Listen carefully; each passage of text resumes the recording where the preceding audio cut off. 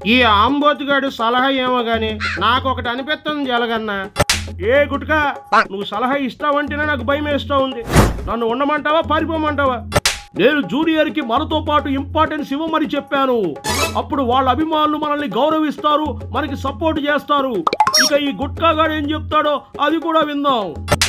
ఏం లేదు జలగన్న, ఆ కూటమిలో జూనియర్ ఎన్టీఆర్ ఎంట్రీ ఇప్పుడప్పట్లో ఉండదు కాబట్టి ఆ తర్వాత ఏం చేయ? అప్పటి వరకు జూనియర్ ఎన్టీఆర్ అభిమానులు ఓపికతో ఉండడం కష్టం కాబట్టి ఓరిని కాబట్టి కాకులు ఎత్తికెళ్ళా. త్వరగా చెప్పిసావు, టెన్షన్తో చేస్తా ఉన్నా. చెప్పరా గుట్కా, త్వరగా చెప్పవయ్యా గుట్కా, ఇక్కడ గుండెలు పట్టుకుని కూర్చుందా. చెప్తా ఆగండి నా బొచ్చులోది. ఆ జూనియర్ ఎన్టీఆర్ అభిమానులు ఓపికగా ఉండరు కాబట్టి మన సైకోరెడ్డి ఎలాగో ఆ కేసులో ఈ కేసులో బొక్కలోకి వెళ్ళడం ఖాయం కాబట్టి జూనియర్ ఎన్టీఆర్ కు మన పార్టీని ఇచ్చేద్దాం. ఏం మాట్లాడుతున్నావయ్యా? మన పార్టీని ఇవ్వడమేంది? మన వైసీపీ పార్టీని ఇచ్చేద్దామా? మన పార్టీని ఇవ్వడం ఏంటి చీప్గా? అక్కడే ఉంది.